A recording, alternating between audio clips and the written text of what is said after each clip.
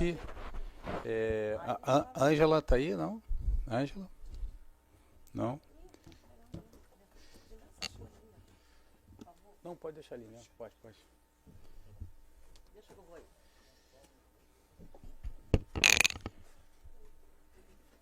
Já, ô querido, já está gravando aí do som? Não?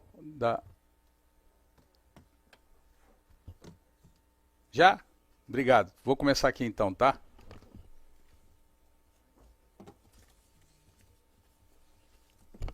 Deixa eu só esperar a Carla voltar.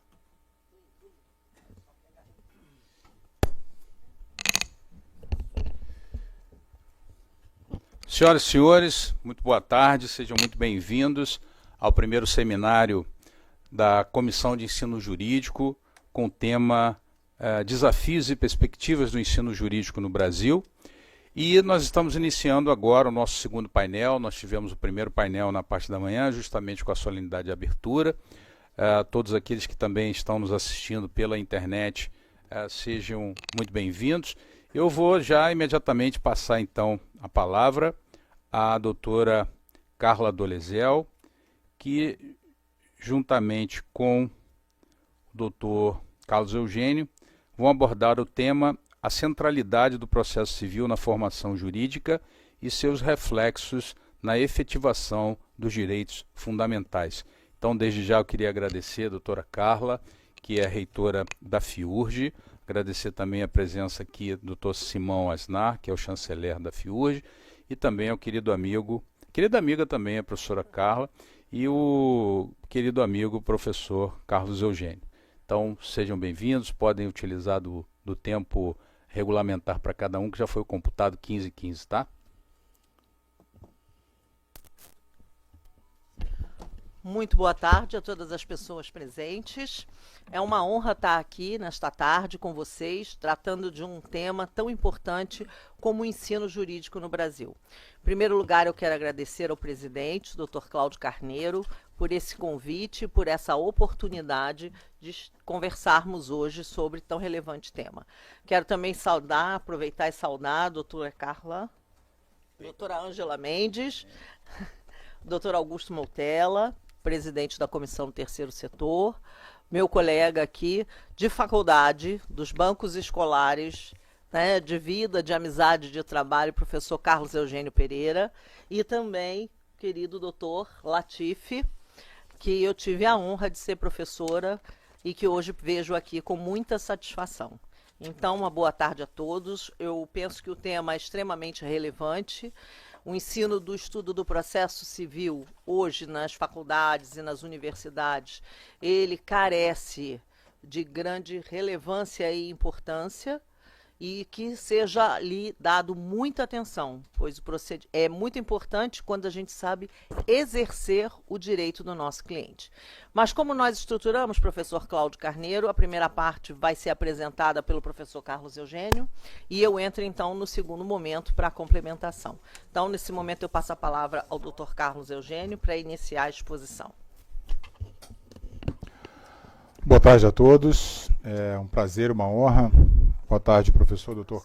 Cláudio Carneiro, a quem cumprimento os demais diretores, diretoria da OAB, professora Carla, a quem eu cumprimento os demais representantes aqui da mesa, a todos os colegas presentes, os profissionais, aos colegas que estão nos dando apoio aqui na parte logística da OAB, aos alunos, ex-alunos, advogados aqui presentes. Aqui ao meu lado encontramos um ex-aluno meu também, ao Dr. Alexandre Aires, vice-presidente da comissão, e a todos os presentes.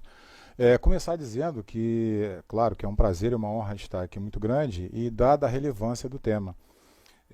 Primeiro, não há nenhum tipo de empáfia em colocar que o processo civil tem uma centralidade muito grande. É claro que todas as áreas do direito, todas as disciplinas do direito são extremamente importantes, quanto a isso ninguém tem dúvida.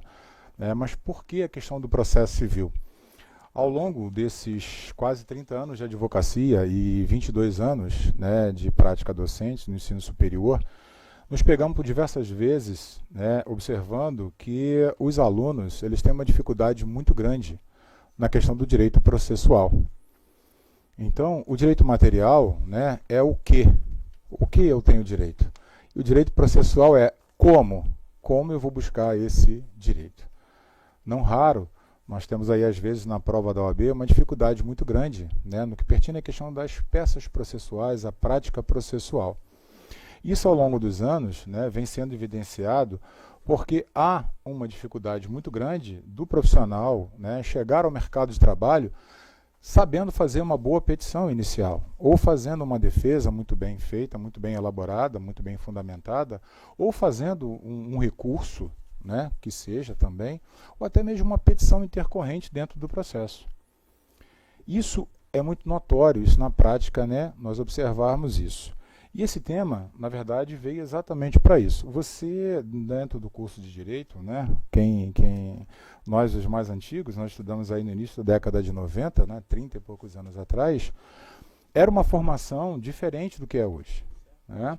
Antigamente você tinha uma formação muito mais prática. Isso era ser evidenciado com os professores que você tinha. Normalmente eram advogados atuantes, não que hoje não sejam. Né? Mas hoje você tem um ensino muito mais técnico. Né? E não há nenhum tipo de crítica, porque é natural. É natural que nós tenhamos mudanças, né, no curso, né, de todo esse estudo do ensino jurídico. Mas é óbvio que quando você tem um estudo muito técnico e se afastando um pouquinho da questão prática e processual, lá na ponta você vai ter uma dificuldade. Você, às vezes, vai ter um profissional que vai entender muito do direito material, mas não vai conseguir, na prática, buscar esse direito material. E não só na questão prática processual. Às vezes, até mesmo, diante de uma audiência de instrução e julgamento, eu, em diversas oportunidades na minha vida, eu tive debates acalorados, mas com respeito com o magistrado, de questões eminentemente técnicas, de questões eminentemente processuais.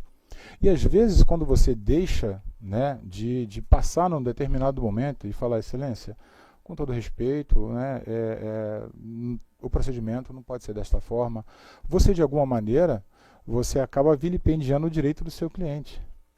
Né? Porque eu não sei falar no momento correto, o que eu vou pedir, como é que eu vou pedir, o que o processo tem a me dizer em relação a isso. Né?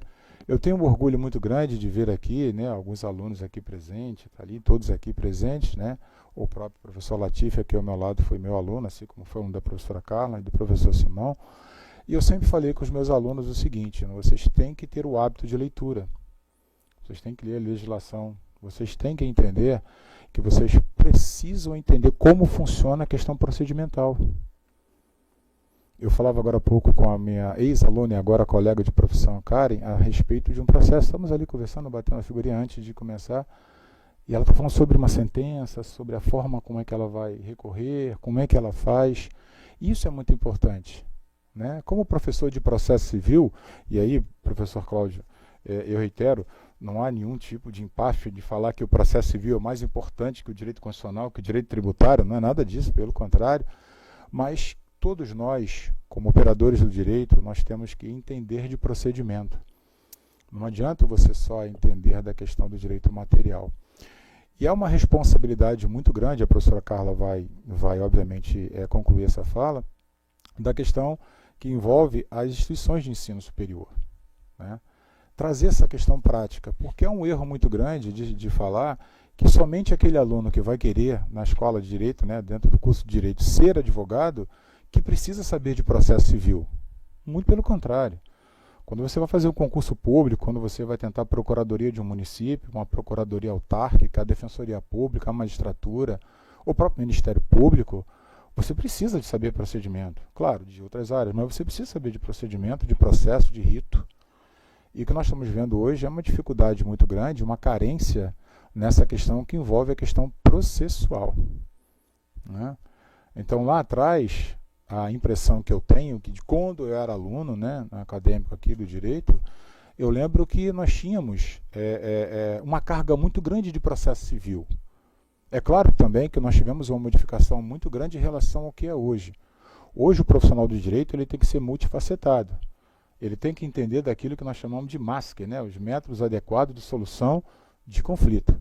Lá atrás, nós éramos, né, eu costumo brincar que nós éramos meio ensinados como soldados espartanos, né, no sentido de subjugar o outro e de não fazer acordo, de como é que eu ganho, como é que eu faço, né, para subjugar aquele que está do outro lado, etc. Hoje não.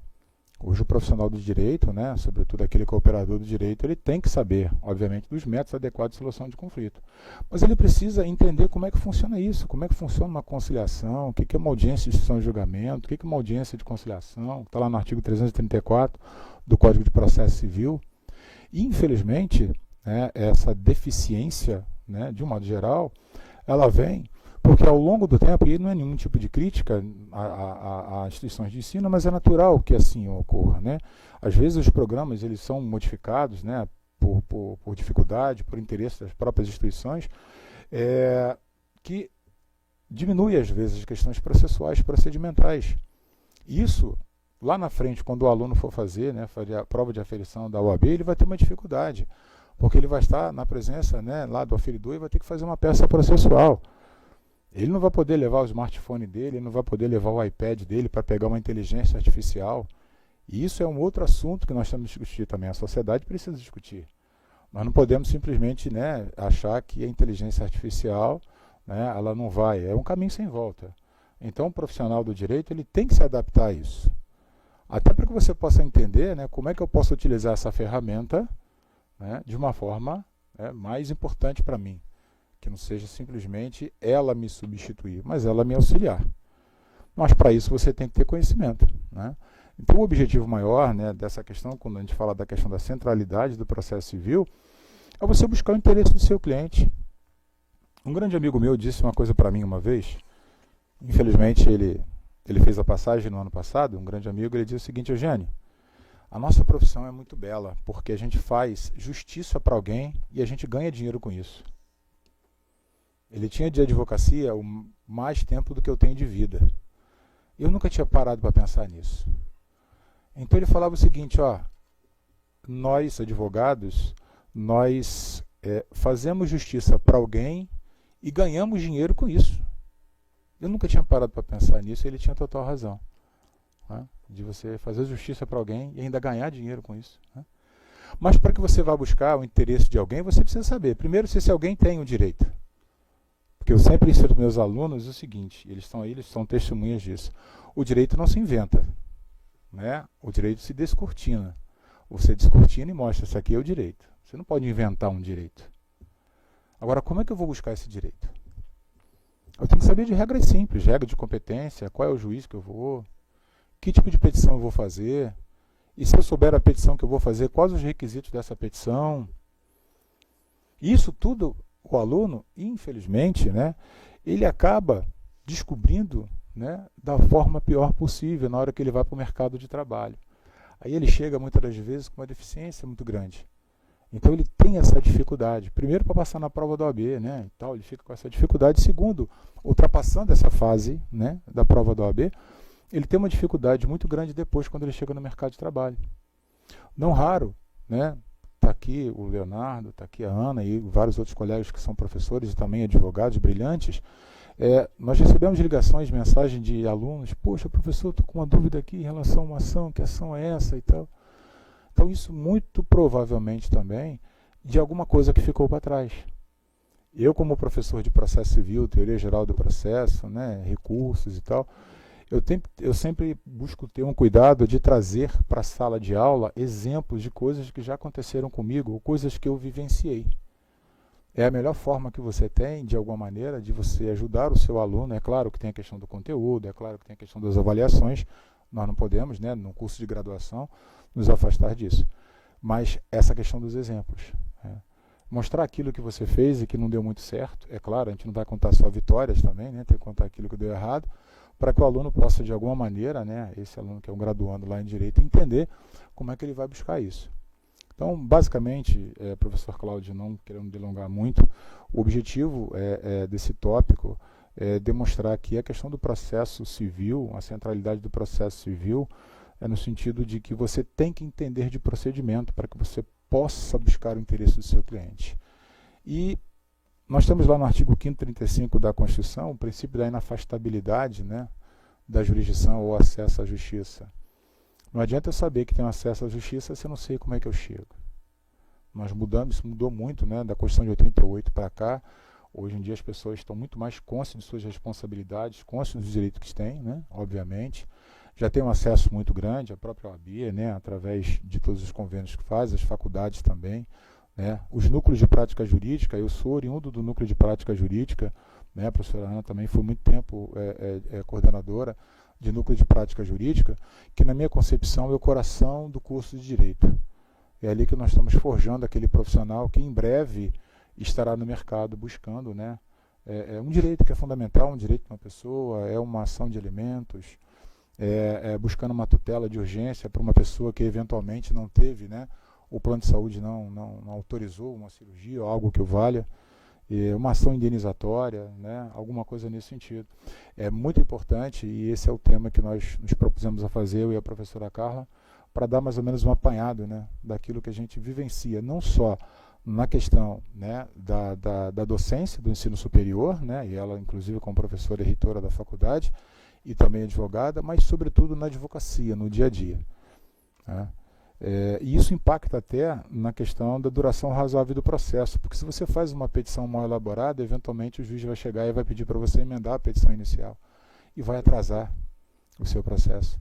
Vai atrasar a busca desse direito, pelo simples fato de você ter feito uma petição mal elaborada, e eventualmente vai ter a sua ação extinta, um deferimento da petição inicial, porque você elaborou ou deixou de juntar alguma coisa que está prevista lá no artigo 319, no artigo 320 do Código de Processo Civil. Em linhas gerais é isso, professor. Eu queria agradecer e passar a palavra para a professora Carla.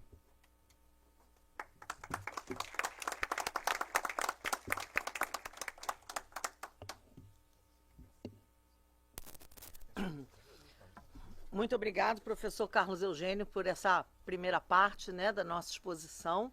E eu já começo a minha exposição, obviamente, como toda boa litigante advogada, discordando do meu colega. Né? Já começo discordando dele quando eu digo que nós, né, a beleza do direito, a beleza da advocacia, é porque nós também criamos direitos, também geramos direito, também geramos jurisprudência. Sem os advogados criarem novas teses, nós não temos as jurisprudências que hoje são importante ferramenta no exercício da nossa profissão. Né? Nós sabemos que os tribunais têm se guiado muito pela jurisprudência. E quem faz a jurisprudência é justamente o advogado, que levanta, que estuda, que desenvolve uma tese, leva ela até os tribunais, luta dentro dos limites do direito, obviamente, e com fundamentação acadêmica, para que essa jurisprudência possa prevalecer sobre determinados dispositivos legais. Não dizendo que ela toma o lugar da lei, né? Porque a fonte primeira é a lei, mas ela vem complementar. E o que a gente vê na prática hoje é a aplicação da jurisprudência, muitas vezes, sobre a letra da lei. Então, nós, como operadores do direito, temos uma importância fundamental, além de todas as que o professor Carlos Eugênio já expôs, que é formar as jurisprudências, trazer à discussão nos tribunais novas teses que vão garantir novos direitos ou antigos direitos de forma diferente. Né? Então, já tirando essa nossa pequena briga aqui, tranquila, de casa, que a gente se resolve depois, eu quero dizer, levando o assunto para a parte do estudo jurídico em si, que é muito importante que os cursos de direito preocupem-se em, desde cedo, desde as primeiras disciplinas, desde os primeiros períodos, a partir do momento que o aluno tenha um pouquinho pé do que é o direito, ele passe a exercer a prática. Não vamos aguardar e não devemos aguardar, enquanto instituição de ensino, que cheguemos ao 7º período, para então dar início ao escritório modelo, aonde vai se desenvolver a prática.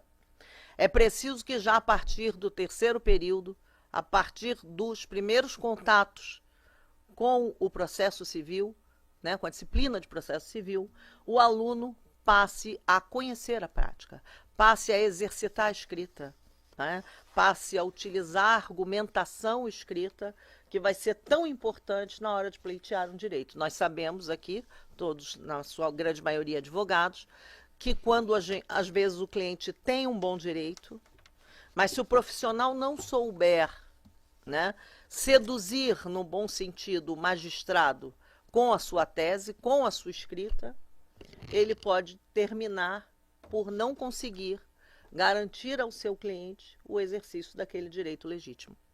Nós sabemos que o processo civil ele é de grande importância porque é o que gera a efetividade do direito material. Portanto, os alunos precisam ter consciência que é através do processo civil que eles vão garantir a defesa, ou aqueles que forem ao Ministério Público, até a vitória da acusação nos processos em que atuem. Porque é somente através do processo civil, e aí, desculpa, eu falei em processo penal, porque eu usei o MP, mas vamos falar também em causas civis, onde ele se manifesta, né? É preciso que eles saibam desde cedo a manejar as peças, a começar a pensar em como transformar tudo aquilo que eles aprendem na teoria do direito material em prática, como aquilo vai se reverter em um sucesso quando ele estiver atuando em juízo. E por isso é muito importante que o Ministério da Educação, através das DCNs do curso de Direito, dê cada vez mais ênfase na necessidade dessa prática. Não podemos continuar deixando para o 7º período, lá para o final, quando o aluno está soberbado de tarefas, muitas vezes ele precisa, eu sempre falo isso nas palestras, às vezes sou um pouco mal vista, sabe, presidente? Que as pessoas precisam pagar boletos. Então ele vai correr atrás de um estágio remunerado, porque ele precisa, né, pagar o seu boleto. E aí ele acaba um pouco displicente no estudo, é natural, gente. A vida nos impõe uma centena de tarefas no âmbito das mulheres, como donas de casa, como mães, como profissionais, nesse caso do aluno como estudante, né? E como transformar aquelas 24 horas em 48 para que a gente possa dar conta de tudo. Então não vamos deixar, ou não devemos, enquanto instituição de ensino, deixar essa sobrecarga da prática somente para o final do curso. O aluno ele precisa já ir para o escritório modelo conhecendo a prática, tendo experiência prática, sabendo desenvolver uma peça, as mais diversas peças, as formas de fazer os seus pleitos. Isso é extremamente importante. Não podemos deixar de pensar também na inteligência artificial, que parece que vai ser objeto da palestra da colega, e não vou entrar muito dentro do tema.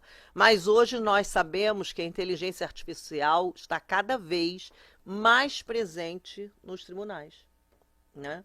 Nós temos, por exemplo, no estado da Paraíba, quem decide sobre a concessão ou não da gratuidade de justiça é um programa de inteligência artificial chamado Minos. Então, é uma coisa que para nós, operadores do direito, da velha guarda, parece um absurdo. E lamento, para mim o é, né? Para mim o é. A inteligência artificial, ela segue determinados parâmetros e regras, que nós, seres humanos, também seguimos, mas nós temos a sensibilidade de analisar. Às vezes o sujeito tem um patrimônio imobiliário enorme, mas não tem liquidez. Portanto, ele não tem, naquele momento, como pagar as custas que estão cada vez maiores, né? O nosso estado é exemplo das custas mais caras do Brasil. Está dentre os estados cujas custas judiciais são as mais caras do Brasil, que também pode ser objeto de uma futura palestra, né? De um futuro seminário, que é dessa forma que está se limitando o acesso à justiça, né? Através das custas e da dificuldade cada vez maior de obter a gratuidade de justiça, ou uma medida paliativa, que seria o pagamento das custas ao final por aquele que sucumbisse à causa, né? Cada vez mais está se restringindo o acesso à justiça através dessas questões de gratuidade. E você colocar um programa de inteligência artificial para fazer uma análise tão fundamental de um direito constitucional, de uma cláusula pétrea, que é o acesso à justiça, para mim me causa arrepio. Mas a gente não pode fugir da realidade. E a realidade está aí, e os programas estão aí, têm sido considerados legítimos pelas nossas cortes superiores, portanto, nós vamos ter que se acostumar com isso. E então, dentro dessa fala, eu volto para o ensino jurídico, onde nós precisamos preparar o aluno para enfrentar a inteligência artificial dos tribunais e para se socorrer da inteligência artificial a seu favor. Porque ela não é uma ferramenta que veio para nos destruir. Ela veio uma ferramenta que veio para nos auxiliar. Então, isso precisa passar obrigatoriamente a fazer parte do currículo dos cursos de direito. Ouso dizer que não só de direito, né? De vários outros. Mas do nosso, essencialmente, uma vez em que as concessões ou não de direitos têm sido avaliadas por essas inteligências. Então, a gente precisa aprender não só a usar ela a nosso favor, mas começar a estudar mais ou menos como elas pensam. Que tipo de dados estão sendo inseridos. Para a gente tentar, não levem a mal a palavra, né? Burlar. Trapacear a inteligência artificial de modo a conseguir efetivar o direito dos nossos clientes. Então, isso é um tema super importante, muito atual. Eu tenho certeza que a colega vai desenvolver com muita maestria, viu, colega? Tema brilhante, maravilhoso. Então, como o professor Carlos Eugênio já pontuou, o processo civil é fundamental, né? E ele é a base de muitos outros, porque o processo do trabalho também se fundamenta e se socorre do processo civil na sua ausência, a lei dos juizados especiais também se socorre do processo civil dentro da omissão. Então, é preciso, o que eu gostaria de pontuar principalmente é que cada vez mais a efetivação dos direitos dos nossos clientes passa por uma maestria do profissional do direito dentro do processo civil e dos usos das ferramentas que hoje ele nos propõe, né? Nos desafia, nos coloca à frente de uma nova tecnologia, né? Antigamente a gente precisava enfrentar, nos casos em que era possível e em que era cabível, o Ministério Público e o juiz, e o ex-adverso. Agora a gente precisa enfrentar o Ministério Público, o juiz, o ex-adverso e a inteligência artificial. Então as coisas não estão ficando cada vez mais fáceis, né? Pelo que a gente vê, elas estão ficando cada vez mais complexas.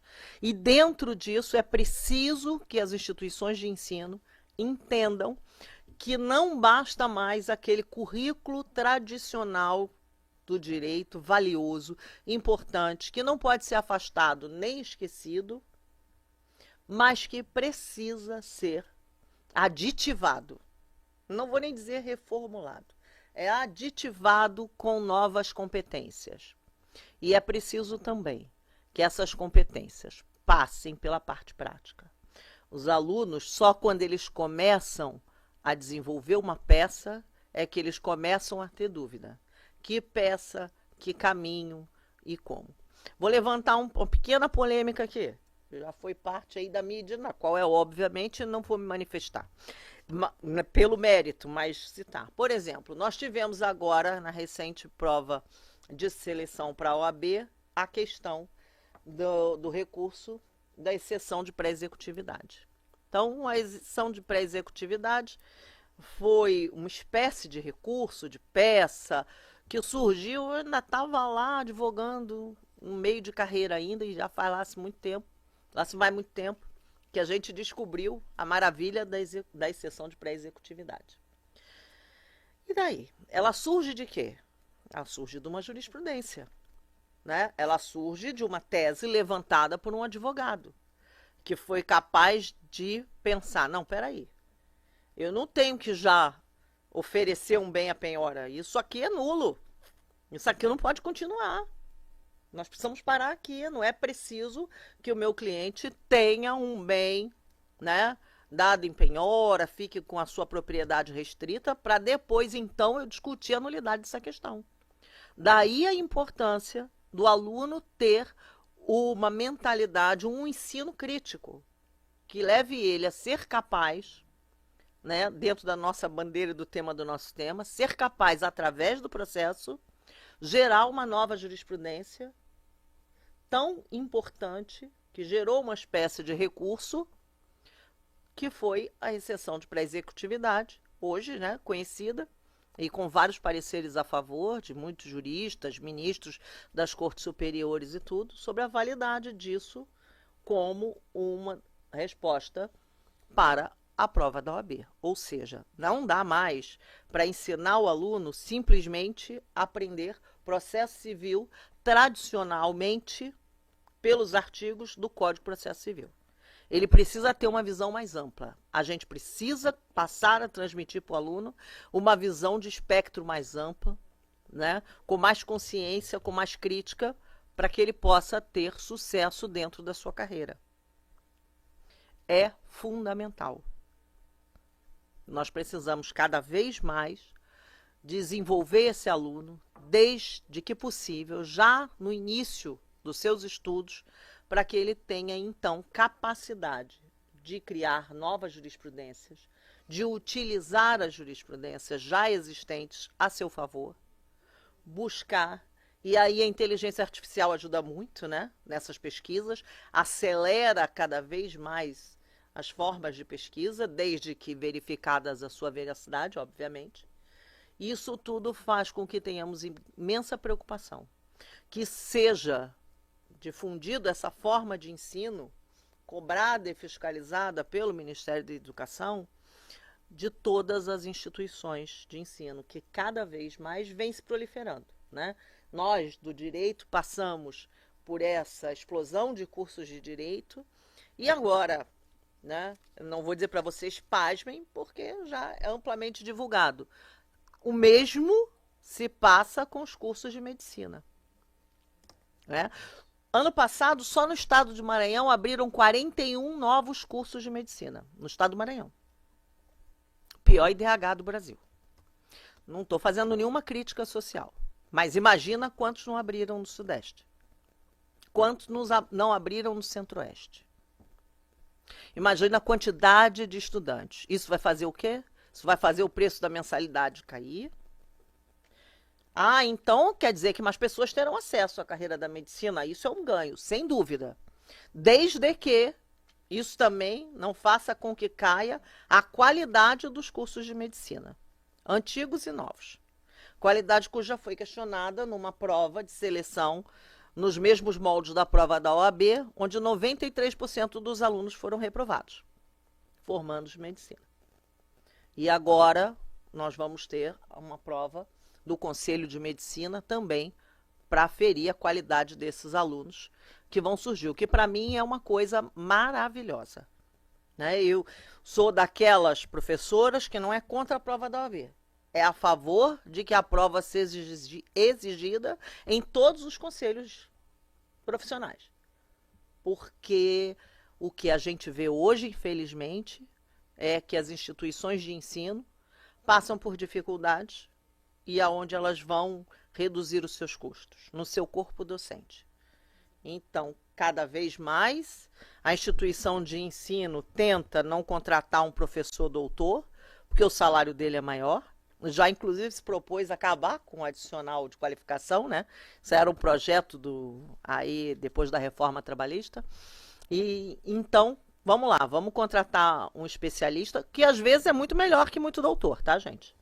Também fica aqui uma crítica, porque quando a pessoa é muito acadêmica, muito inteligente, mas não consegue transmitir esse conhecimento de forma a contagiar o aluno, a despertar nele um interesse, uma curiosidade, porque não há como um professor em sala de aula tratar 100% de uma matéria, especialmente processo civil. É preciso que aquilo apenas desperte no aluno uma curiosidade para que ele continue os seus estudos além da sala de aula, né? E para isso o IA vai ser uma ferramenta brilhante que vai acelerar as possibilidades de pesquisa para ele com facilidade, de forma direcionada ao tema que ele está tratando naquele momento. Então, vamos dizer assim, a pontuação, para mim não estender demais, eu sou conhecida como Fidel Castro, sabe? Eu falo, já nem sei, ó, já até passei do meu tempo. Então, para mim que eu não estenda demais, fica aqui esse alerta, esse pedido, né, essa súplica a todos que estão aqui e que representam instituições de ensino, né, que ministram cursos de direito. Vamos primar para que o aluno tenha cada vez mais cedo, assim que tenha uma possibilidade de conhecimento mínimo acadêmico, comece a praticar o direito através do processo civil, do processo penal, do processo do trabalho. Comece a aprender a dar efetividade ao direito dos seus clientes com todas as ferramentas modernas que temos agora dentro do IA, nunca se esquecendo da jurisprudência, que hoje, mais do que nunca, tem tido uma força incrível no mundo jurídico. Muito obrigado, agradeço a atenção de todos e o convite. Muito obrigado, professora Carla Dolezal, professor Carlos Eugênio. Muitas pessoas acham que o curso de Direito é um curso eminentemente teórico, mas não é, né? Então, as pessoas só veem isso depois que entram aqui, estão lá. Bom, eu queria fazer só um pequeno registro, vou passar a palavra aqui ao Dr. Augusto Moutella. Quando nós montamos esse seminário, nós montamos com palestrantes, todos são membros da comissão, né? Para mostrar o quão importante é essa comissão, o nível de excelência dos membros que compõem essa comissão, palestrantes, professores, coordenadores, reitores, conhecidos no âmbito nacional e internacional. Então a gente quis prestigiar a prata da casa, como se diz, né? E abrir o nosso primeiro seminário com todos os membros da comissão. E vejam que aulas, pena que tem que ser curtinho o espaço, né? Mas a gente, agora nesse segundo painel, né, Carla, Aires, a gente pede desculpa a vocês por dar apenas esse tempinho para que vocês coloquem todo o conhecimento aí acumulado durante anos e anos e anos e anos. Mas a gente agradece e eu imediatamente passo... bom, e aí registrando mais uma vez, nós temos aqui, por exemplo, a professora Carla, que é reitora, temos vários coordenadores, vários professores de diferentes instituições, o que legitima o que eu falei no horário da manhã, a democratização da comissão, para que ela possa, de fato, representar os interesses da OAB, sem qualquer cunho personificado de interesse de qualquer instituição, de pessoas. Isso não existe na nossa comissão, tá? Então eu queria passar a palavra ao querido amigo Dr. Augusto Moutella, que é também presidente da comissão, uma importante comissão dentro da ordem, a comissão do terceiro setor da OAB do Rio de Janeiro, que nos deu também a honra e a alegria de tê-lo conosco, juntamente com todos esses palestrantes. E no painel seguinte teremos a palestra do professor Leonardo Pessoa, temos também outros palestrantes que já estão aqui, a professora Letícia estará aqui conosco, quem mais que vai... a professora Margot, que estava aqui, então não percam também o próximo painel, e como eu prometi, áreas diferentes, tá? Então, professor, muito obrigado, tá? Bom, muito obrigado. Eu saúdo a todos os amigos da mesa, na pessoa do nosso presidente, né, professor Dr. Cláudio Carneiro, as doutoras aqui presentes, na pessoa da professora doutora Carla Dolezal, também é um prazer revê-la aqui, né? Temos nos encontrado na vida prático-profissional, né? Enfim, saudando a todos, e senão a gente usa o tempo todo para saudar, né? Eu vou correr com essa situação. Bom, senhores, eu sou o professor Augusto Moutella, não sei se aqui eu confesso que eu não botei o óculos, então às vezes eu posso estar pecando e não ver algum aluno nitidamente ou algum colega, mas é um imenso prazer estar aqui. Brinquei com o Cláudio, né? Intimamente o chamo, né, de Cláudio só, e não falta de respeito. Mas falei, pô, Cláudio, só assim pra gente se encontrar mesmo, né? Que a gente marca aquele marca de carioca, né? Não, vamos marcar sim, vamos marcar. Aí você fica até com vergonha, a pessoa tá vindo contra você na rua, né? Fala, não, vamos marcar. Aí marca mais uma vez. Só de vamos marcar já tem uns 6 anos mais ou menos, né, Cláudio? Isso, e ainda tem esse fator agravante da minha falta de responsabilidade, né, com o Cláudio, que a gente ainda era vizinho e morava no mesmo condomínio. Bom, pessoal, eu mandei pro Cláudio, né? Falei assim, poxa, que legal o evento e o que a gente pode colocar, né? Falei da comissão do terceiro setor, né? Agradecendo sempre a nossa presidente, doutora Ana Basílio, por essa responsabilidade. Então, eu estou o presidente aqui. Mas só para contextualizar para todos que aqui estão, o terceiro setor muitas das vezes, né, passa um tanto quanto apagado, né, desapercebido, vamos dizer assim, do contexto jurídico. E é um setor, né, e aí, sem nenhum demérito ao primeiro, ao segundo, até para a gente contextualizar, o primeiro a gente está falando de administração pública, direta e indireta. No segundo setor a gente está falando de iniciativa privada com, né, viés econômico, empresarial. E no terceiro setor são as organizações, as entidades sem finalidade lucrativa, porém com um tônus de ordem de interesse público, de políticas públicas muito forte. Então, vou contextualizar depois algumas questões aqui importantes, mas, sem dúvida, o mais importante de tudo, e trazer aqui a pergunta, né, que ficou da minha chamada nessa fala, era a importância, né, o porquê do terceiro setor ter que ser inserido nas grades do ensino superior em direito.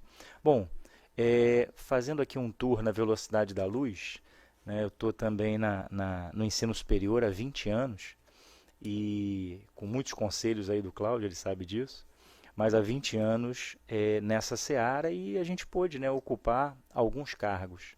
E já tive numa função de gestor nacional de cursos de Direito, um dos maiores cursos do Brasil, e sempre uma dificuldade na hora de se gerir um currículo, se criar um novo currículo. Tem um viés econômico que muitas das vezes é muito forte, né? Você briga contra o mercado, vamos dizer assim, mas uma preocupação que sempre existiu. Por quê? Né? Eu, em 2010, ingresso para ser advogado de uma fundação do Corpo de Bombeiros do Estado do Rio de Janeiro, uma fundação de apoio, e aí fui meio que, às vezes a gente vai por livre e espontânea pressão para algumas situações.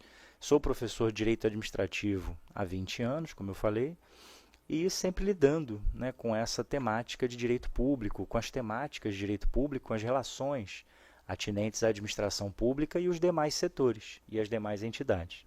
Tem o pessoal os alunos ali, aquele pessoal que tem medo que o professor cuspa neles, né? Aí eles ficam mais afastados, assim, depois fica mais para cá. Não é dia de prova não, eles estão ali, não, fica aqui, vamos ficar aqui que depois ninguém vê a gente saindo. Mas é o seguinte, bem-vindos aí todos os alunos, enfim, mais ainda, né? É muito importante que vocês estejam aqui e nos ouçam, né? Ouçam os demais, a mim não, mas os demais com certeza. Bom, então começo nessa seara do terceiro setor, de uma fundação de apoio, e confesso que realmente antes disso o trato prático profissional era muito voltado para as relações, licitações públicas, contratos, agentes públicos, ações judiciais manejadas para benefícios funcionais, seja militar, seja o servidor público civil, que a gente chama, né? Estatutário, seletista, enfim, empregado público, servidor público, e aí me deparo com essa realidade de uma entidade fundacional. Bom, e aí me deparando com essa realidade, eu vi que no direito administrativo, a gente tinha, Cláudio, acho que você vai lembrar disso por conta do direito tributário, né? A gente começa a dar aula, o direito tributário era 1, 2 e 3, né? E a gente achava que era pouco. E hoje, em alguns currículos, a gente só tem uma cadeira, né? Na verdade, uma tratativa de direito administrativo, direito tributário, e não é nenhuma particularidade dessa ou daquela instituição, né? Os currículos estão assim, vai se enxugando. E nesse sentido eu via que o terceiro setor faz parte de uma aula do semestre. Então eu dava uma aula do semestre de direito administrativo sobre terceiro setor, né? As organizações sociais, OS, OCIP, antes do marco regulatório, né, das organizações da sociedade civil. Então, uma aula em um semestre de uma disciplina no curso todo de, sei lá, às vezes 70 disciplinas, né, num curso de graduação. Então, realmente muito pouco. Mas, pô, Augusto, tudo bem, muito pouco, por quê? Vamos lá, falei isso e até um dos motivos de eu aceitar o convite, virão também eventos, tá, Cláudio? Depois eu conto também, a gente vai conversar nisso, né? Para que você possa contribuir, os demais também, para os eventos da Comissão do Terceiro Setor. Mas um dos motivos que me trouxe aqui também a essa comissão, não só por essa origem constitutiva de trabalho lá na Fundação dos Bombeiros, foi começar a lidar também com outras fundações, com outras entidades do terceiro setor. E aí, trazendo também mais uma informação para vocês, se tiverem essa curiosidade, eu indico que tenham, né? Tá uma vida muito sozinha aqui comigo, que é o seguinte, o Sistema S, né? Todos já devem ter ouvido falar, SESC, SESI, né? Acredito que até alguns aqui já almoçaram no restaurante do SESC ali embaixo, enfim, Sistema S, década de 50 para cá, começa essa tratativa do terceiro setor, ou seja, organizações pensadas em fomento à seara social, a políticas públicas, mas eram searas sociais e políticas públicas muito para si, muito para dentro, ou seja, uma instituição que trata de máximas sociais para os seus, para a indústria, para o comércio e assim sucessivamente. Na década de 80 em diante, a gente tem uma figura que são as fundações e as organizações não governamentais, as ONGs, né? Isso começa a ser fomentado, de alguma forma, uns certos distúrbios, vamos dizer assim, para ter benefícios patrimoniais. Não vou entrar nesse mérito porque o tempo não permite, mas só para que possa sinalizar a vocês, os que aqui estão ouvindo, que da década de 50, né, já estamos aí há 75 anos à frente, mas da década de 50 para cá, a gente tem uma realidade do Sistema S que é tão robusto, tão complexo. Por exemplo, professor, né, falar depois do professor Eugênio é complicado. Quando eu vi que ele estava na mesa, não faz mais isso comigo não, hein, Cláudio? Tem que estudar muito para falar depois do que o Eugênio. E aí, o professor Eugênio falou de uma forma muito coerente essa precariedade no conhecimento das procedimentalizações. Né? Tem o processo civil, tem o processo penal, a professora Carla também mencionou, mas procedimentalidades, procedimentos.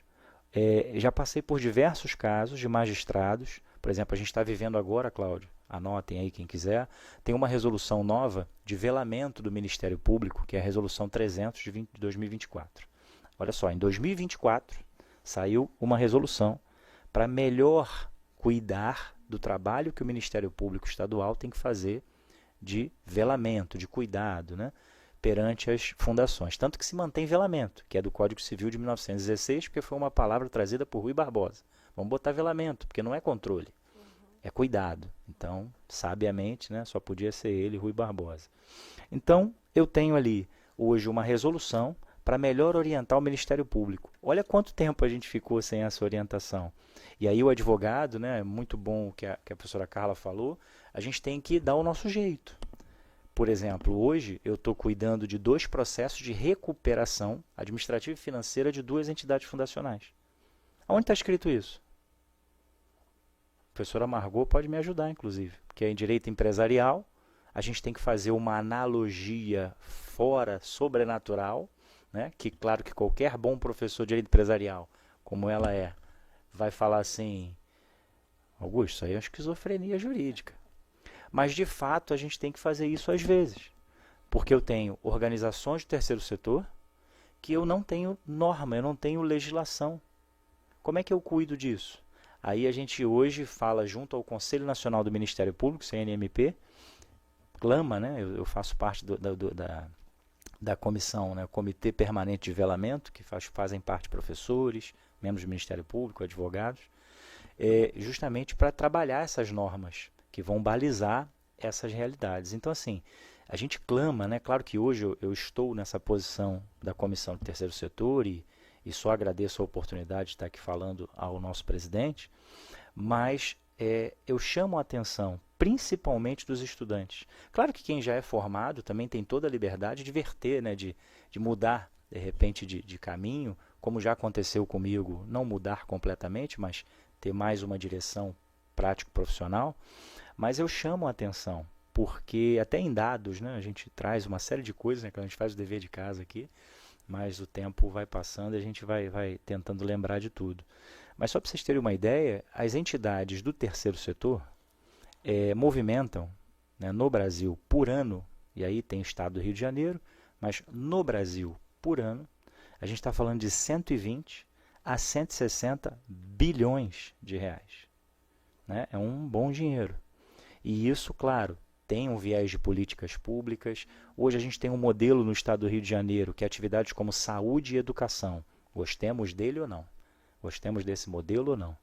mas saúde e educação são geridas por organizações do terceiro setor, as leis lá da década de 90, organização social, OCIP, OS, depois pesquisem isso também, mas são geridas por organizações do terceiro setor. E cada vez mais eu estou fragilizado de normas. Né? Quando eu fiz essa observação e mencionei a professora Margot nessa área de empresarial, a gente vai fazendo uma série de analogias, vai criando uns Frankenstein, né, para a gente, junto com os magistrados. Por exemplo, já teve magistrado na Justiça do Trabalho, e não estou falando, né, dessa ou daquela justiça, mas foi porque aconteceu, que mandou uma constrição de penhora online na conta de um administrador de massa dissolvida de uma fundação.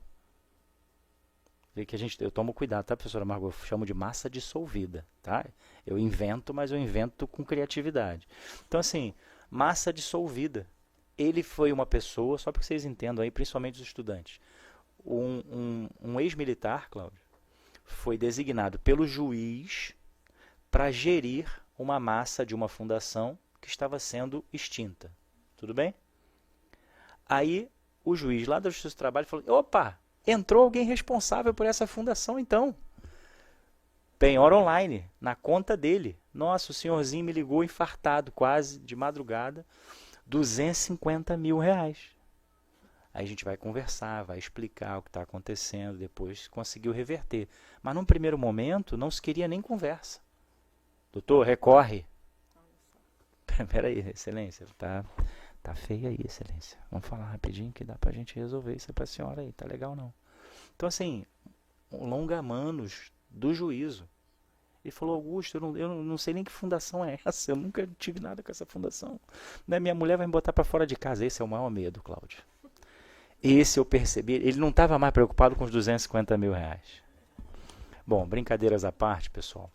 O que eu chamo a atenção de fato é para que não só os estudantes, mas para que todos os amigos aqui presentes que lidam com o ensino superior, com o curso de Direito, é um curso que a gente tem verdadeira paixão, né? Afinal, estamos aqui nessa missão, nesse sacerdócio de verdade. Outro dia eu fiz uma conta rápida e claro que eu, sei lá, 20 anos de ensino superior, a gente contou mais ou menos uns 15 mil alunos, né? Então, é bastante gente. Então, assim, chamar a atenção para esse cenário de que as entidades do terceiro setor, Sistema S, organizações não governamentais, fundações, OS, OCIPs, na verdade isso é uma chancela, né? Você não cria uma OS, você não cria uma OCIP, você recebe essa chancela do poder público para que possa desenvolver relações contratuais. Mas eu queria chamar a atenção, principalmente para os estudantes, da seguinte vertente, que não só terceiro setor, mas eu chamo de direito sustentável, e aí muita gente também tem que se livrar um pouco dessa ideia de que sustentável é a plantinha, é o verdinho, é a sementinha, está muito além. Então, direito sustentável e da integração setorial. Se hoje eu vim para cá com essa missão, né? Guardem na memória direito sustentável e da integração setorial. Certamente vocês ainda vão ouvir falar muito disso, né? E eu, na comissão do terceiro setor, ela se chama Comissão do Terceiro Setor, a gente ainda vai fomentar muito essa área, né? Até encontrei com a presidente no fórum de Lisboa, e ela, poxa, Augusto, a gente tem que desenvolver alguns eventos nessa seara de fomento para a advocacia jovem, principalmente, porque é uma grande área de mercado, tá, pessoal? E eu não tenho problema nenhum em falar isso. Volto a dizer, estou sozinho, poxa, me ajudem aí, né? Vamos dividir esse honorário aí. Então, estou falando isso porque realmente tem. É ainda um oceano azul, né, nesse segmento. Carece de bons profissionais para encontrar soluções, porque ainda é muito fragilizado, muito deficitário de normas e de procedimentalizações. E aí cabe ao profissional do direito, ao operador do direito, fazer, propor, dar solução por analogia ou por alguma iniciativa legislativa. Então é isso que a gente chama. Só para vocês terem uma ideia, e aí já para encerrar, né, acho que estou aí no tempo, né, o Ministério Público Estadual cuida das fundações, fundações privadas. Né? Não vou me alongar, mas em suma e grosseiramente falando, superficialmente falando, seria isso. E o Ministério Público de cada estado cuida aí dessas fundações, mas eu tenho uma série de outras entidades que compõem o terceiro setor. Só que a gente acaba também direcionando muito para fundações. Por quê? Porque fundações, como tem esse velamento pelo Ministério Público, passam uma ideia, não são só elas, mas que tem maior segurança jurídica, porque o Ministério Público realiza ali o controle diuturnamente. Então, digo a vocês, só para vocês tenham uma ideia, e eu fomento esse movimento para que a gente mude isso, principalmente para marcar pela advocacia, o maior nome de terceiro setor hoje na doutrina chama-se, né, até um grande amigo, o doutor Eduardo Sabo Paz. Ele foi procurador-geral de Brasília, do Ministério Público de Brasília, DF e Territórios, e também super solícito, está sempre aí nos eventos da comissão e do que a gente planeja. Mas MP não é uma visão da advocacia.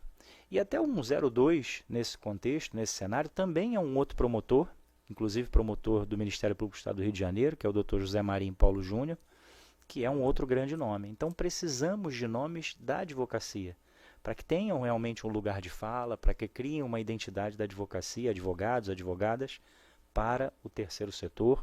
É uma área que as entidades precisam, é uma área rentável, ou seja, e aí parafraseando o querido professor Eugênio, né, que falou, e muito legal, muito forte realmente essa frase, Eugênio, de fazermos justiça e ainda sermos remunerados por isso, né? Mas eu diria que talvez a gente tenha aí mais uma, né, de fazer justiça, ser remunerado por isso e fazer justiça inclusive no viés social, né, de ordem sustentável. Tem muitas entidades que precisam desse apoio, né, e você não vai deixar de ser remunerado por isso. Então realmente é uma área que a gente procura muito fomentar, principalmente aos estudantes de direito. Há um movimento muito grande, uma precariedade de normas, mas existem as normas.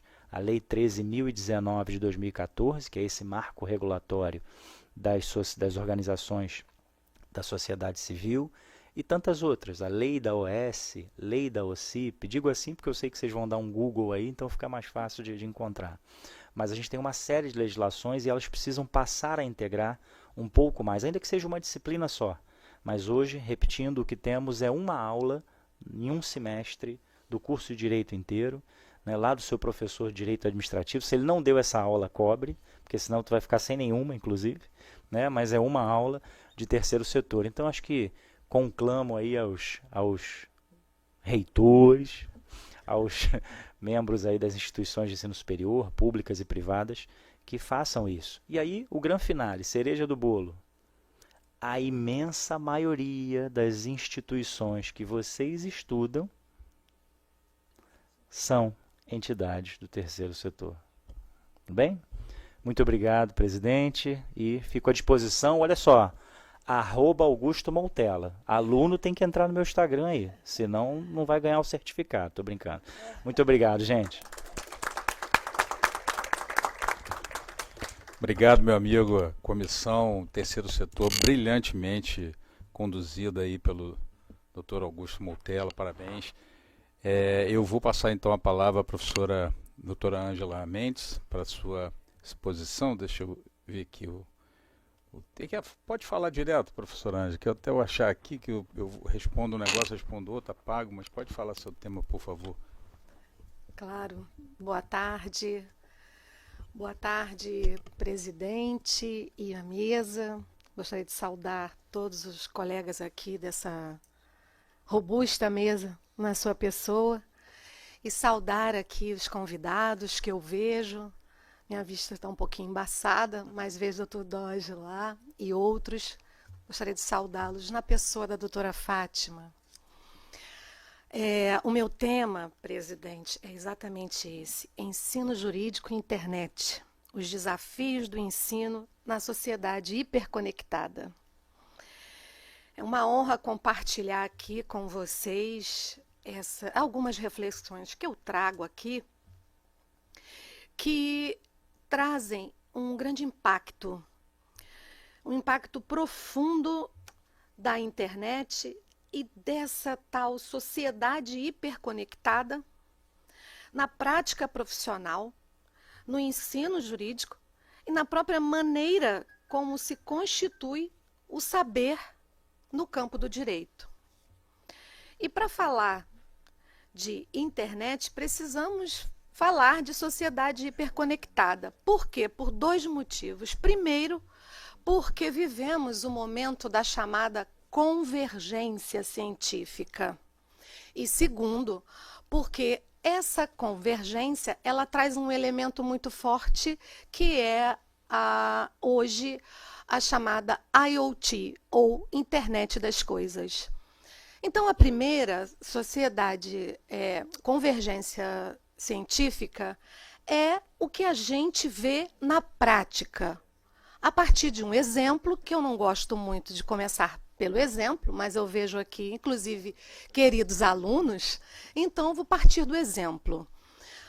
Vocês devem ter acompanhado uma criação muito interessante para ajudar o maestro João Carlos a retomar o movimento de suas mãos e voltar a tocar piano. A mão biônica, ela reuniu conhecimentos da engenharia, robótica, da biologia e outros conhecimentos. E é isso que está acontecendo. O exoesqueleto que permite pessoas voltarem a andar é também uma convergência, resultado de uma convergência em que inúmeras ciências conversam entre si. E a IoT, porque hoje estamos o tempo todo conectados, desde os nossos aparelhos, os smartphones, os aparelhos, né, de telefone, como também em casa ou fora dela, nas geladeiras, aspiradores de pó, que o tempo todo estão trocando informações e se conectando. Então, esses dois elementos hoje configuram essa sociedade hiperconectada, porque além de estarmos o tempo todo interagindo, mesmo que não queiramos, a partir de aparelhos, dispositivos eletrônicos, essa conexão ela se dá o tempo todo, a todo momento e com todas as pessoas. É claro que em determinado momento ou determinado trabalho que realizemos, essa conexão ela se dará de uma forma mais contida ou menos contida, conforme o trabalho, o momento e o aparelho de conexão. Então, nesse sentido, eu trago 5 desafios e depois eu passo às nossas perspectivas e boas perspectivas. O primeiro é o da superficialidade do ensino. De fato, a internet, por proporcionar um conhecimento massivo, acaba por trazer muita informação, porém pouco aprofundamento. Muitos alunos se perdem tentando encontrar todo tipo de bibliografia e textos, né? E aí a figura do professor é muito importante porque vai conduzindo os alunos nessa busca para que ele não se perca muito, né, na sua pesquisa, ou mesmo na procura de uma determinada resposta. Porque a superficialidade ela é inerente à vastidão de informação. Isso é interessante, né? Muitas informações, essa caixa repleta de informações não significa aprofundamento, muito pelo contrário, significa superficialidade. Então, esse é o primeiro desafio. E eu fui anotando, sabe, presidente, eu fui anotando aqui o que os colegas falaram, muito interessante, várias conexões, né? A doutora Carla falou um pouco disso de manhã, né? Da pesquisa, na busca do aluno, na relação do professor-aluno, a professora Fátima também. Enfim, o segundo desafio é o desafio da desmaterialização das relações pedagógicas e do vínculo professor-aluno. Esse é um desafio que não ocorre somente no ensino, ocorre também em outras profissões. Eu, pela primeira vez na vida, passei por um processo muito interessante, que é um processo de demissão. Nunca tinha acontecido, isso aconteceu recentemente. Eu fiquei toda assustada, um choque, isso nunca aconteceu na minha vida. E foi interessante, foi a relação com o médico do trabalho. Uma relação virtual, não havia nada de material ali. Ele se recusou, inclusive, a abrir a câmera para falar comigo. Aí foi um problema, né? Aí foi um problema muito grande. Enfim, mas deixa essa parte para lá. A desmaterialização é um fator que nos preocupa muito.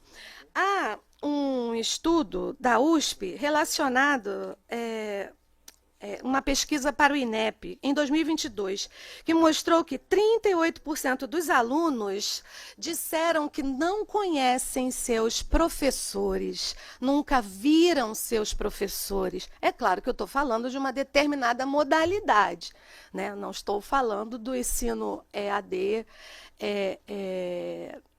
interativo.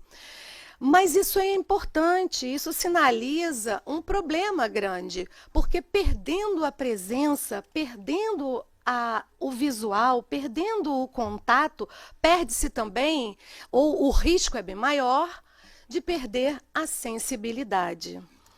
O terceiro desafio que eu trago é o risco de substituição do raciocínio jurídico pelo automatismo. E, de fato, a gente vem acompanhando que o processo cognitivo ele vem sendo modificado de uma forma muito rápida.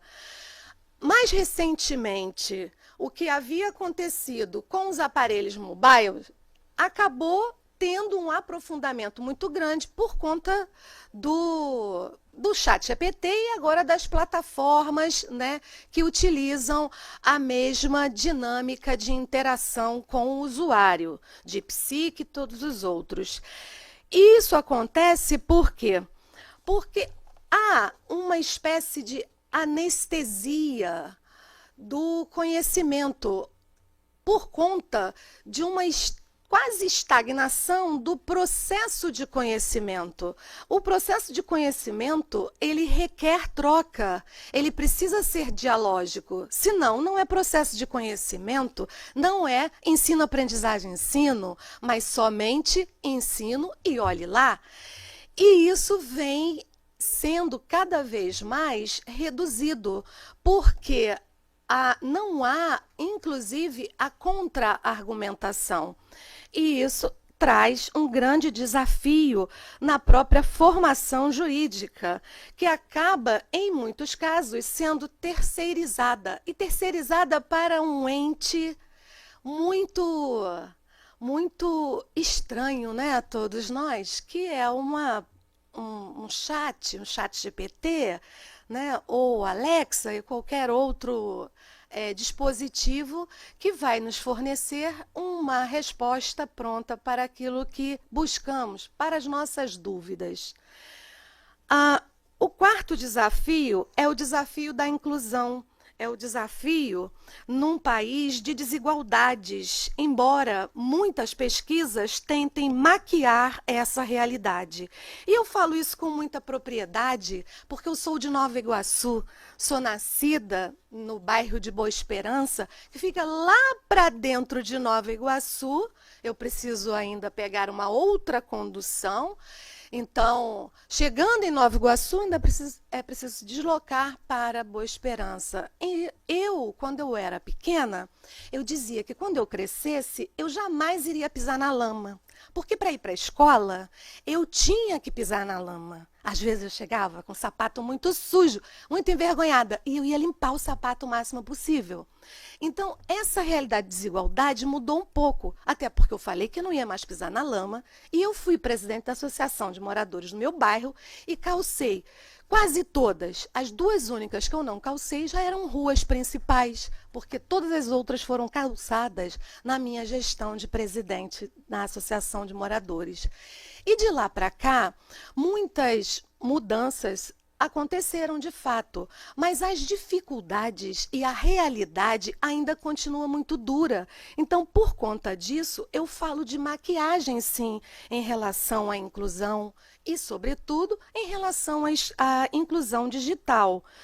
Porque a hiperconectividade, ela trouxe um outro desafio, que é o desafio do tempo, de trabalhar o tempo, a potência. Eu não quero entrar em muitos detalhes técnicos, mas eu preciso, enquanto aluno, de um aparelho que permita uma conexão por internet e permita que essa conexão seja uma forma minimamente rápida. E, além disso, eu preciso de um armazenamento de dados que dê possibilidade de realizar as pesquisas ou mesmo as atividades. E há um dado interessante que é do INEP, né, sobre a pesquisa de domicílios, do CETIC-BR, 2023, final de 2023, então ela é recente. Cerca de 20% dos estudantes universitários acessam a internet do próprio celular. E este celular não é um celular de qualidade. Além disso, o CETIC-BR nos traz também, na pesquisa, a dificuldade de alunos de regiões mais remotas com as falhas na conexão da internet, seja por conta da própria energia elétrica ou mesmo por conta do Wi-Fi, né, cujo acesso não é muito robusto. Então, investimentos em infraestrutura digital pode promover a inclusão digital e a maior inserção de alunos e de pessoas em geral, né? O quinto desafio e último é o desafio da autonomia. De fato, é um paradoxo, né? Nós estamos navegando, aprendendo solitariamente, isso é bom? Isso é bom? Ou a navegação solitária, ela significa liberdade de pesquisa, liberdade de produção científica. Então, esse paradoxo entre liberdade, né, ou solidão da pesquisa ou do ensino, como a gente vai tratar isso? E eu também trouxe um estudo, vejam que para cada desafio, um estudo, uma pesquisa. Eu estou com elas aqui, quem quiser depois eu posso passar. São várias universidades, eu ressaltei aqui, em relação a uma pesquisa aqui da Fundação Educar, né, sobre evasão no nível superior. E há vários recortes da pesquisa. Em 2024, o ensino à distância, ele contou com a maior taxa de abandono do ensino superior, ocupando 56,3% na graduação. Nas instituições privadas, a evasão chegou a 61%. Então, vejam que os desafios, eles são os mais diversos e eles precisam de um tratamento mais adequado. E é fantástico como aqui, doutor Cláudio e doutora Carla, interessante, né, a senhora como reitora, é essa oportunidade que temos de discutir, na verdade, doutora Carla, de discutir esses assuntos e trazer aqui, colocando à mesa, para que alcancemos soluções, se não totalmente, parcialmente, mas iniciemos um trabalho de muito diálogo. E aí eu já começo nas perspectivas, né, que são perspectivas de esperança. Primeiro é tratar de uma forma dialógica o ensino, ouvindo aqueles que contribuem para o ensino, sejam os alunos, os colaboradores das instituições. Também pensar o mundo em rede. Isso implica em pensar que o ensino hoje ele é composto por todos esses desafios. E esse é o segundo, né? O segundo ponto nessa perspectiva. E o terceiro é entender o papel do professor no resgate dessa relação que precisa também passar por pelo viés da emoção. E eu vi vários colegas apontando isso aqui.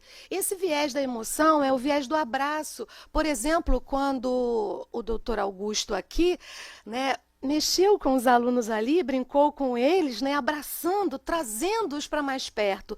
Então, eu considero também bastante interessante esse recorte, né, do ponto de vista das emoções. E, para terminar, estimular o pensamento crítico e responsável para que, de fato, doutor Augusto e vocês aqui, né, que participam conosco, porque mesmo a construção desse seminário é uma construção coletiva, e aqui esse debate é coletivo, né, que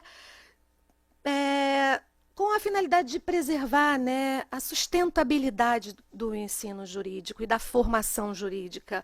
E nesse campo da responsabilidade, finalmente, trazer a comparação, porque é importante comparar o conteúdo que nos é oferecido na internet, comparar, filtrar, identificar sempre o contexto, o que está se tratando, e desconfiar. Desconfiança acadêmica sempre vale muito a pena. Eu gostaria de agradecer a vocês e eu espero não ter passado do tempo. Muito obrigada.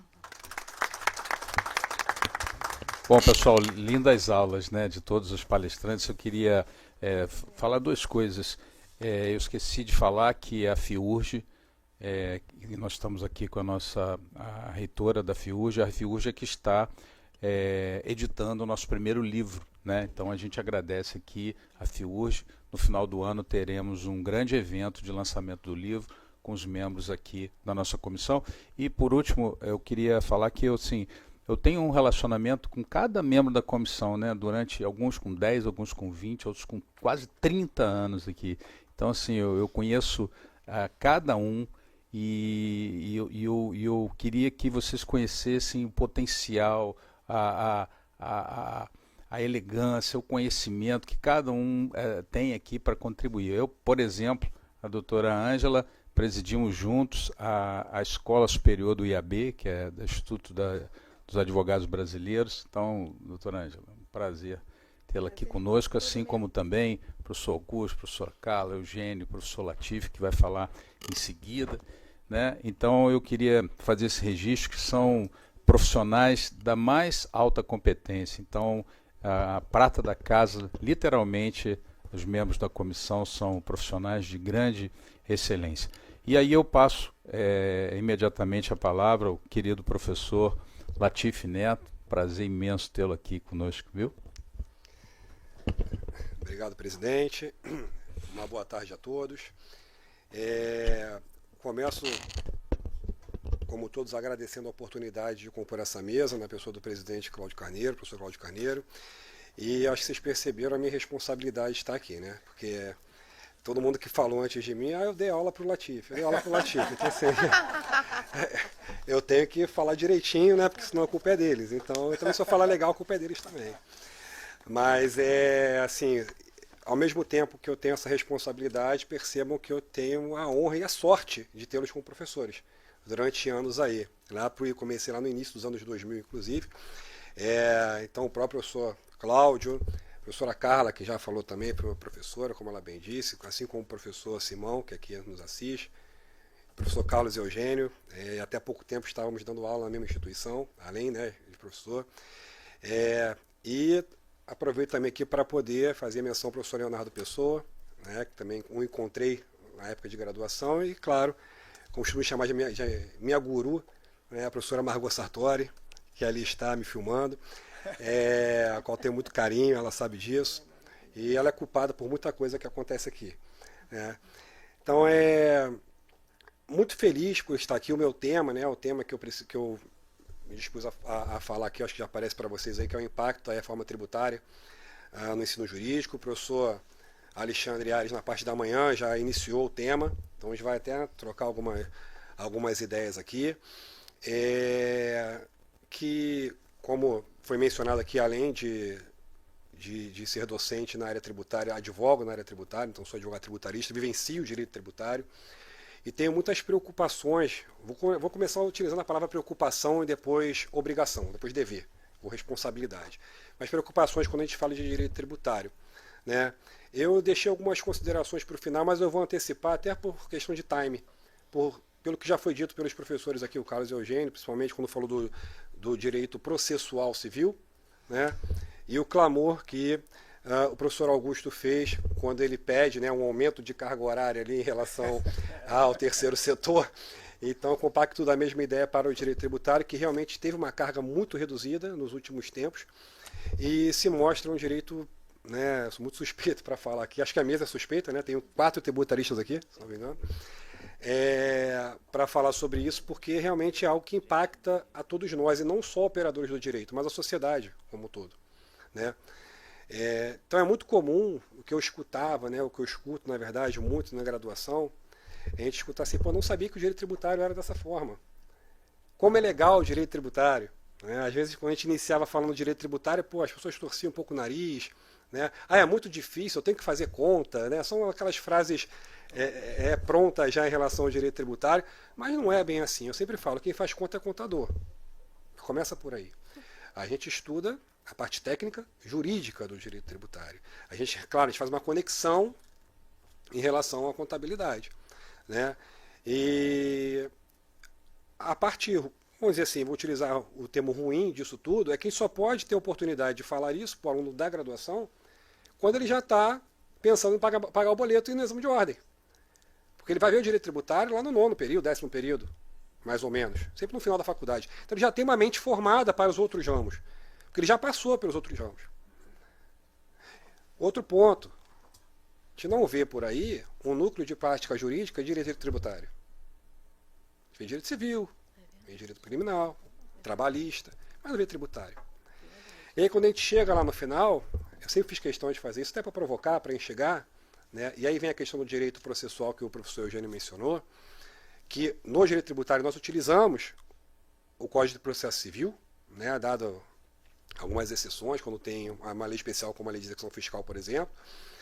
E aí eu sempre falo, olha só, esse direito material que você está aprendendo aqui, então, por exemplo, o aluno ele sabe o que é a consignação em pagamento porque ele aprende lá em direito civil. Depois ele vê de novo em direito tributário. Mas ele não sabe que aquele direito de consignar o pagamento, quando se olha para o aspecto processual, não passa de uma ação de consignação em pagamento, que inclusive é peça no exame de ordem. Super simples de fazer. Na cronologia do Código Tributário, depois, geralmente a gente... Opa, desculpa. Tá bom. Nem a Siri quer ver a tributária. Inteligência artificial. Olha aí. Nem ela. Olha aí. Quer me contradizer. E aí na questão cronológica do CTN, a gente olha, ele sai, às vezes a gente tem muito colega, né, que sai da consignação em pagamento e já vai para o direito material da repetição de débito. Então as pessoas sabem que se eu pagar errado, ou pagar a maior, ou pagar algo que eu não devia, eu tenho direito à restituição, ok. Mas isso nada mais é que, processualmente falando, que uma ação de repetição de débito, que também é peça no exame de ordem. Então eu sempre fiz isso com o meu aluno. Eu falei, além do direito material, eu falei, ó, o processo está aqui. A gente utiliza tanto o tributário como o Código de Processo Civil. Pô, professor, é assim mesmo? É. Ah, mas já escolhi trabalhista na segunda fase, não dá mais como voltar agora. Eu falei, tudo bem. Então, assim, são algumas pulgas que a gente coloca atrás da orelha, e é muito bom essa oportunidade de ver alunos de graduação aqui, que eu espero que estejam bem lá no início, que já comecem a tratar isso agora. Falar, não vou esperar ver tributário no final, porque é fácil. E é muito legal. É muito legal mesmo. Tá? Uma outra analogia que eu faço, todo mundo aqui já deve ter lido Patinho Feio, né? Então, assim, ele começa com um patinho feio. Né? Que na história do Patinho Feio, no final das contas, o patinho feio não era um patinho, ele se transforma num cisne, por isso ele se achava diferente. O direito tributário é a mesma coisa. Lá no final vocês vão ver que é um cisne bonito pra caramba. Tá? Então, assim, aproveitem essa oportunidade agora, porque, de fato, é um ramo muito apaixonante. Em se tratando de exame de ordem, que é o que as pessoas da graduação estão preocupadas quando se formam, é um dos ramos que tem poucas peças, e, além disso, são peças fáceis, porque não tem pegadinha. Não tem como... As características que a banca coloca na prova, por exemplo, São características muito distantes uma da outra. Não tem como você confundir, pode ser isso ou aquilo. Não tem como. É muito nítido, sabe? Então, se deixar, eu ficar aqui 1 hora falando sobre isso. Então, deixa eu mudar. Eu antecipei porque para pegar o time aí, né, do processo civil e também do clamor que o professor Augusto fez ali em relação ao terceiro setor, e eu aproveito também para fazer sobre o direito tributário. Bem, falando em clamor, nós, né, tributaristas, a gente também tem um clamor muito grande em relação a essa reforma, né, que veio aí no ano de 2023, iniciou no ano de 2023, porque antigamente a gente tratava com o nosso principal, além da Constituição, obviamente, o nosso diploma, né, principal continua sendo o Código Tributário Nacional, mas que é datado de 66. Então, né, em 66 é uma outra realidade. E aí são 57 anos, é isso? 66 para 2025. Eu até coloquei aqui, vou pegar minha cola aqui, né?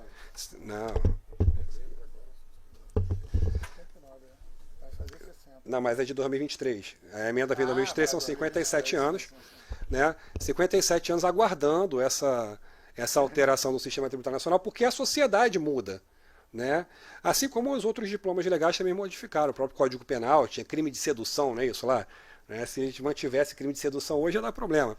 Mas o tributário também rogava e clamava por essa alteração. E isso veio a acontecer agora em 23, com a emenda constitucional número 132, no dia 20 de dezembro de 23. Não é uma emenda, como eu posso dizer, tão simplória, vamos dizer assim, porque ela modifica muita coisa, ela busca simplificar muita coisa. Tanto é que ela menciona quase 70 vezes lei complementar no seu texto, se não me engano são 73 vezes. Então, determinado assunto mediante lei complementar, outro assunto mediante lei complementar. Claro que isso não significa que são 73 leis complementares, né? Mas que teremos várias leis durante esse período de adaptação, de transição aí da reforma tributária, assim como foi com o Código Civil, né, que era de 1916, depois de 2022, o próprio CPC de 73 para 2015, e daí por diante. E agora, no ano de 2025, tivemos a nossa primeira lei complementar, que é a Lei Geral, né, a Lei Complementar número 214, que traz aí a instituição do IBS e da CBS, o Imposto sobre Bens e Serviços e a Contribuição sobre Bens e Serviços, extinguindo-se alguns e instituindo outros. Vou falar daqui a pouquinho, não vou me ater especificamente na reforma, até porque o nosso foco é o ensino jurídico, mas só dar uma passada nisso e depois a gente vai fazer essa conexão com o ensino jurídico e a necessidade disso ser demonstrado quanto antes por nós, professores, né, aos alunos, porque isso impacta diretamente a nossa sociedade. Está falando de um ramo do direito que faz parte do direito público, e por fazer parte do direito público, estamos diante aí de vários contribuintes, né, de pessoas que não entendem do direito, mas que entendem de pagar tributo. O direito tributário, inclusive, é um direito multifacetário, que outras pessoas, né, além do cidadão, vamos dizer assim, comum, eles também trabalham como contador, como economista e daí por diante. Então a gente precisa incutir essa ideia social, não digo não só jurídica, mas social, em todos que trabalham com o direito tributário, porque ele impacta todo mundo. Nesse momento agora tem alguém, está todo mundo aqui pagando tributo, provavelmente. E cabe a nós nos orientarmos, nos capacitarmos e capacitarmos quem nos assiste a transmiti-los da melhor forma.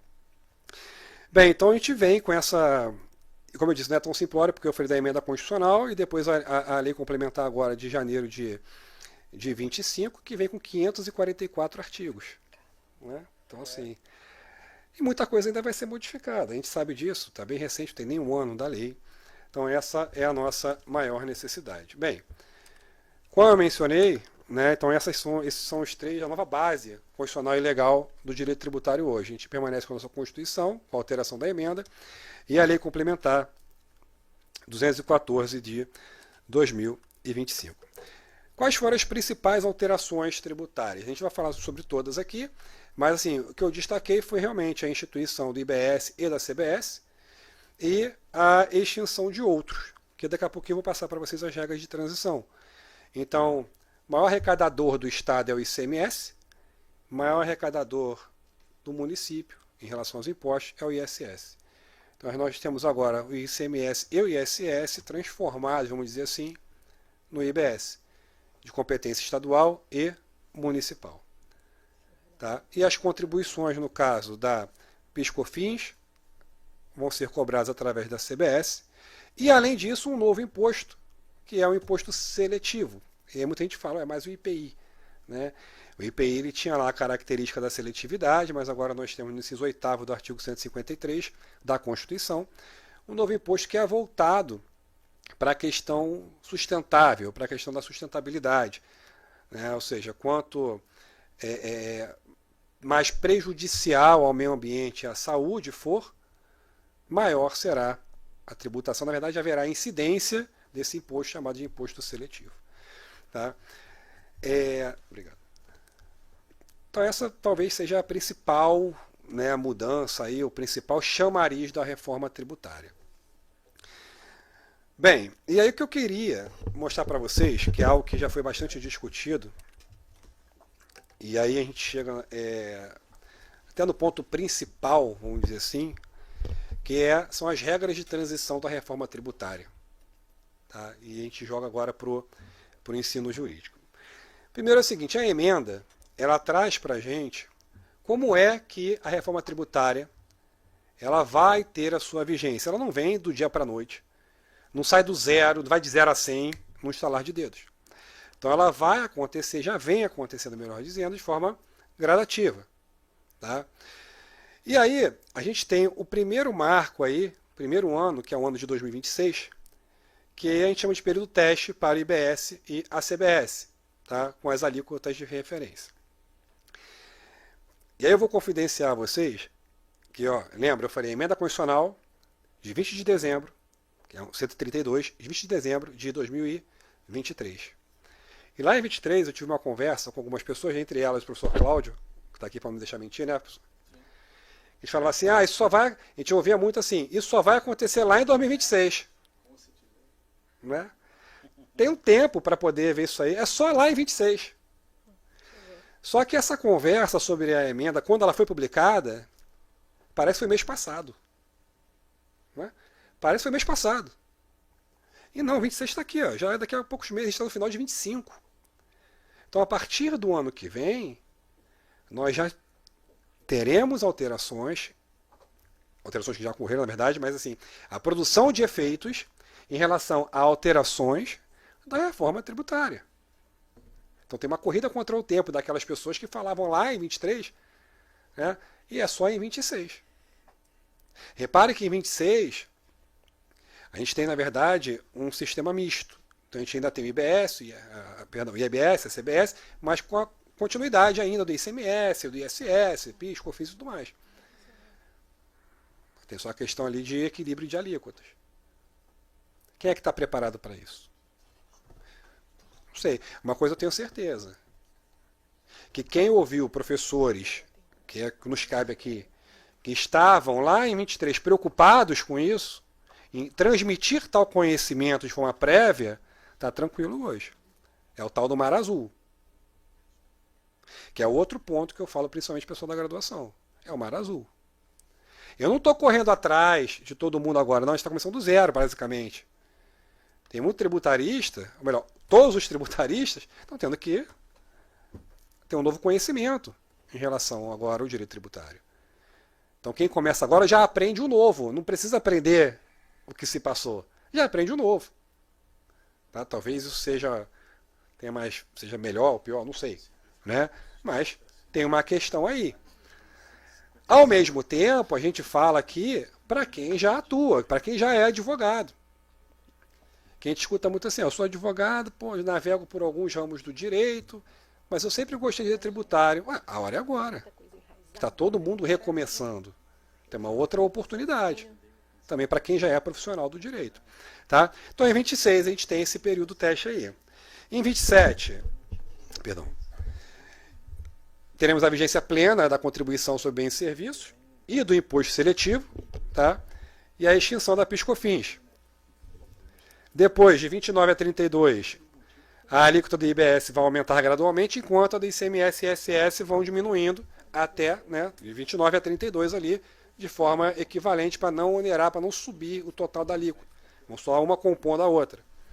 E em 33, reparem, lá em 33, né, lá em 2033, daqui a pouco, em 2033, teremos a eficácia plena da reforma tributária, tá, que é o fim definitivo do ICMS, do ISS e o IBS plenamente implantado em todo o território nacional. Então, assim, claro que tem outras nuances, claro que tem outras questões em relação à reforma, mas são pontos hoje iniciais, assim, básicos, que todo mundo precisa saber. Principalmente o operador do direito, né, e quem trabalha com a contabilidade também. É se instruir sobre isso. E aí a pergunta é, as instituições de ensino já reformularam todo o seu plano de estudo, seu plano de aula para isso? Será que está tudo bem adequado para transmitir da melhor forma para os alunos que terão o direito tributário, ou que estão tendo o direito tributário, a aplicabilidade da reforma, que não é lá em 2033, já está acontecendo, a partir de 26 já começa a acontecer. Então essa é a, eu falei preocupação no início, falei que não ia usar a preocupação, mas é o termo que eu quero utilizar, esse é o dever, essa é a obrigação que nós temos, enquanto docente, de transmitir da melhor forma tal tema para quem vai operar o direito daqui a pouco. Tá? Bem, ainda sobre o ensino jurídico, em relação a esse impacto, eu separei aí em 4 áreas, vamos dizer assim. Tá? A graduação, que eu estou falando desde o início, obviamente, né? Então, assim, revisão de currículos e inclusão de conteúdos atualizados sobre a emenda constitucional 132 de 2023 e a Lei Complementar 214 de 25 e seus 544 artigos. Posteriormente, passando pela especialização, em pós-graduação, em especializações, cursos focados nas complexidades da transição, novas alíquotas, regimes especiais. Então tem muita coisa ali para ser vista, inclusive para advogado, quando se fala de regime diferenciado, inclusive para advogado, que aqui a gente pode, para quem não acompanhou, a época da PEC, né, nós não estávamos no rol, falou de manhã, nós não estávamos no rol de regime diferenciado, o advogado não estava, de redução de alíquota. Prestação de serviço advocatício estava pagando cheio. Então a OAB Federal, à época, teve que fazer um lobby lá em cima no Senado, falando, não, coloca o advogado aí, que história é essa? Por que a gente tem que pagar cheio igual todo mundo? Não, advogado não. E aí depois de algumas brigas, a gente conseguiu lá a nossa inclusão na redução de alíquota também. Né? Cursos de extensão voltado para isso, então cursos específicos, e aí eu acho muito importante os cursos de extensão. E por que eu acho muito importante? Porque aqui no curso de extensão, a gente não está falando apenas para o profissional de direito. No curso de extensão, está falando, como eu disse, profissional de direito, estamos falando para o pessoal da contabilidade, porque assim, alguma dúvida que a contabilidade tem que estar tinindo em relação à reforma tributária? Os problemas que chegam para a gente, advogados, são decorrentes da contabilidade. Não estou dizendo que o contador fez errado. Mas eles que nos transmitem o problema muitas vezes. Chega e fala, olha só, tive um problema aqui na minha empresa, uma empresa qual tu, cliente meu, está aqui, ó, resolve para mim que agora a parte é jurídica, a parte é técnica. Então, assim, é de suma importância a implantação da reforma tributária em cursos de extensão. É de suma importância. Tá? E como eu já mencionei também, o exame de ordem. Né, que já alterou o seu currículo, a FGV inclusive, já está cobrando, né, porque alguns pontos, desde a promulgação, desde a publicação da emenda constitucional lá em 23, já estão em vigência, ITD, por exemplo, e já está sendo cobrado no exame de ordem. Então, assim, é uma obrigação, por um lado, das instituições de ensino fazer esse tipo de atualização no seu currículo, para preparar da melhor forma profissional do direito e demais, e ao mesmo tempo é uma grande oportunidade para o estudante de direito que tem aí um carinho, assim como nós aqui, pelo direito tributário. É uma grande chance, é uma grande oportunidade. Eu coloco aqui, né, que esses desafios em relação à reforma, primeiro, a adaptação de materiais didáticos e metodologias, capacitação contínua de docente, compreensão das interligações entre as novas regras e os princípios jurídicos existentes, até porque, como eu disse, o direito tributário ele é multifacetado. Então a gente vê direito tributário lá no direito trabalhista, por exemplo, né? A gente vê no direito administrativo, no direito penal, crimes contra a ordem tributária e tantos outros, né?